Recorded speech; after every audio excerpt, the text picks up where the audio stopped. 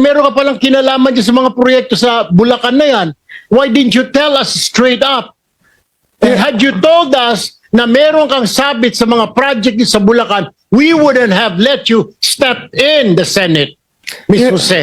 Your Honor, prior to the text message that was shared by Bryce, nagulat po talaga ako dahil wala po kaming pinasukang project. We never joined. Sabi ni Edgar DP, naging excuse na lang si Senator Erwin Tulfo. No, Erwin, the intention was Beng Ramos na katagpuin. Ito mga kababayan, wag kayong magagalit sa akin ha. Naku, baka mamaya yung kay Erwin Tulfo sorry ha, malikot ho yung isipan ko, Senator Erwin Tulfo. Baka mamaya dagdag na lang din yan yung sa inyo para mailigtas itong sila Jinggoy. Ano po? Baka lang naman ho, sir. Any. Pero, kumbaga, in fairness naman kay Tulfo, sinasabi niya na, ayun niya, tinanong nila kung kasama o sabit sa flood control. Bidding. We never Mr. Chair, submitted any documents. hindi nga po Mr. Chair, sinasabi parang lumalabas na isa ka sa conduit, isa ka sa mga sabit na nagdala ng pera, something to that effect. Hindi ko naman sinasabi na kasama ka sa proyekto, pero sabit ka sa problema sa flood control. You should have told us. You should have informed my staff na pumunta ka rito na dadaan po muna ako. How hard is that to say? Pakisabi kay Senator, dadaanan ko muna yung kaibigan ko sa Broome na may sakit na cancer. Why didn't you do that? Oo. Ano po? Kami yung kami nga yung sinulat. Alam nyo, may nakasulat dyan, purpose. Bakit ka papasok? Di ba? Purpose. Kung bakit ka papasok. Sino sasadyain mo? Ganyan, no? Lalo na sa mga ganyang mga establishmento, ho? Susulat mo. Rekta ka muna dun. Unang-una, pagkakakitaan nyo. Yung opisina ni Tulfo. Bakit to? Gagawa sila ng proyekto doon. Di po ba? Pangalawa, yung sinasabi, nadadaan po muna kasi ako kay Beng kasi meron akong pinaprint para doon sa proposal kila Senator Erwin Tulfo, parang isang negosyante. Ako baka pagalitan kita nun. Kung ako, boss, baka pagalitan kita. Ano? Ba't hindi mo pa i-prepare lahat yan? No, para sigurado na makuha natin yung mismong proyekto doon. Di po ba? Paano kung wala si Beng doon? Paano kung wala ganito, ganyan? Paano kung sira yung printer doon? Paano na yung proposal ninyo? Di po ba? O, tuloy. Ms. Jose, Mr. Chair. Your Honor, I don't think Senator Erwin is privy to the conversation with the staff Yes, to yeah. whom I have mentioned before. Senator this- Erwin, please, no. I think si Bryce was the one who made that assertion, Yes, Your Honor. implying that WJ / Beng Ramos ay Sabi ni Ed Chong Dios, huwag ka nang maingay. Napaisip ako bigla sa naisip mo, Boss Mark. Parang may point ka doon para maligtas si Jinggoy. Pwede din kasi na additional lang o sige ganito, ganyan. Tapos kunyari hindi ho ako against kay Senator Tulfo, hindi ako against kay Senator Erwin Tulfo. Para magmukhang mas katotohanan, sige kapag ka nandoon na magagalit ako sa inyo. Para ang focus ng tao ay niloko mo ko pero talagang ang ganun, pwede kasi yung ganun Kunyari, magagalit ako sa iyo. Sisigaw-sigawan kita doon. Para ang maging focus ng taong bayan is talagang ang pagpunta mo doon is doon sa opisina ko. Diba? With dokumento, etc., yung mga text message, mga ganyan. Para sa isipan ng tao, hindi muna rerekta o hindi talaga rektang doon sa Beng Ramos ang punta niya, kundi pasyal lang. Ulitin ko, hindi ako against kay Senator Erwin Tulfo. Malawak lang yung imahinasyon namin. Pasensya na po. dala ng obligation. Can you clarify that? Ano yung obligation na sinasabi mo?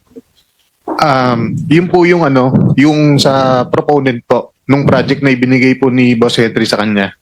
Kasi po kung papakinggan at iintindihin natin mga bossing, yung sinabi ni Bryce Hernandez, yun po yung path na tinutungo nila Kaya lang pinipilit nila, no? O gin-justify nila na may ganyang usapan, may mga Beng Ramos, but ang punta talaga namin doon is paano pumunta doon kay Tulpo dahil may pinapagawang proyekto. At yung regarding naman po dun sa pagdadala ng obligasyon, meron po akong follow-up na magpapatunay na What exactly did you mean when you said nung nag-ano ka sa house, yung obligasyon? Ano yung obligation na yon? Pera? pera Para po. kanino? Lagay? Ano yung context ng obligation? Pera po siya para sa proponent. Ano yung sabihin? Lagay para sa proponent? Yung advance po. Opo. Advance yung, para yung sa parang proponent? bayad po para dahil nakuha na yung project na yun. Mrs. Jose, Yun mismo yung pat eh. Yun yung mismong yun yung mismong sinasabi ni Bryce na ito yung daanan papunta dyan. Kaya lang, ang gusto nilang sabihin is, oo nga, may ganyang nangyari. Pero, iba yung pakay. Doon sa beranda ni Erwin Tulfo ang pakay. Diba? Your Honor, I don't know what he was talking about because the context of that message is about giving him documents for a supposed po dahil hindi May ano talaga, may pag-uusap. Di ba? Which is yun yung sinasabi ni Bryce Hernandez. Kaya lang, ang sinasabi nila, hindi naman ganun para magbigay ng pera o ganito eh. Para lang magpa-print eh.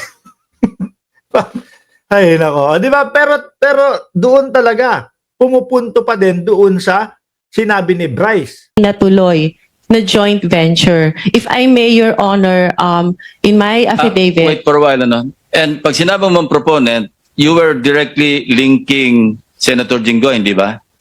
As the proponent. Ay, hindi Kasi po. minention mo yung Beng Ramos na sinabi mo, stop siya ni Senator Jinggoy. So Yeah. that was the implication. Pag sinabi mong magpapadala o ipapadala yung obligation sa WJ, Beng Ramos, and then nung tinanong ka, sino si Beng Ramos, stop ni Senator Jinggoy, hindi ba? Yun yung narinig ko sa Kongreso ho. Yun yung narinig ko sa Kongreso, mga kababayan. Yes po. So yun ang ini-imply mo na yung obligation na sinasabi mong para sa proponent para kay Senator Jinggoy. Hindi po, Your Honor. O ano yun? Sino yung proponent ngayon? Ibang project po yung hindi po Eh, galing kay pinagdugtong mo Senator kasi eh. Jinggoy. Anyway, Nagigets nyo si Bryce, mga kababayan. Sinasabi niya, hindi proponent or straight up kay Jingo yun. Pero may ibang project. No? Posibleng hindi yun mismo yung nais niyang tukuyin, pero may ibang project na yung kagaya nga nung sinabi niya sa Congress na si Jinggoy is tumanggap. Pero sa ibang project. sige, please continue, Mrs. Jose. if you remember po dun sa shinare niya na text message, nagpakilala lang po ako na Mina WJ Construction Beng Ramos for him to know na nakuha ko po yung number niya kay Beng Ramos. Ganun ba yung pagkakabasa ko doon? Nandiyan ba si si Boy Tinapay? Boy Tinapay! At sino ba tong isa? Jordan G. Paki-up nyo nga yung paki-up nyo sa akin yung text message na pinakita ni Bryce Hernandez doon mismo sa Congress para mailapat natin dito. Kasi ang sinasabi ni Miss Mina dito ngayon, mga kababayan, is ito po, ako si Mina, no?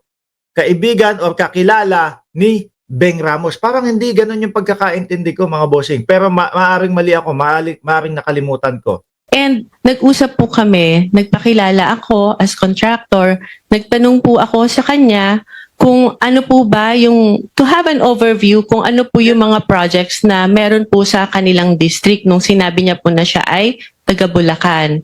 So nung sinabi niya po, Ito yung thread ninyong dalawa. Sige, tuloy mo lang. yes po. Nung sinabi niya po na mostly flood control, tinanong ko po kung ano po yung category na required nila. Ang sabi niya po, at least small A.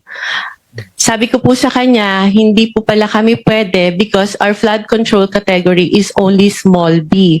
So, baka hindi na po kami tumuloy. And he suggested po na pwede pa rin naman through a joint venture agreement, which is naman po normal na kalakaran sa construction, sa DPWH, na if you want to participate in a project na hindi ka qualify, you can do a joint venture with a license na qualified po doon. So our agreement was that, but sa kanya po, Sabi, pagpapaliwanag nila yan kung makakatuloy sila doon sa project or hindi kasi mababa yung qualification nila. Imelda, oo nga, di ganun. Parang sabi pa ni Bryce, papunta sila Cebu o Davao. Yun eh. Yun yung naano ko dito eh. Yun yung nakita ko at nabasa ko. Mas maigi mabasa ulit natin, mga bossing. Naalala ko, papunta po kami ng Cebu or kung san yun. bibigyan kita, ipapakilala kita dun sa contractor na qualified, but all the expenses, sabi niya, for the processing of the joint license agreement will be for your account. So, Medyo malayo na. Ano po?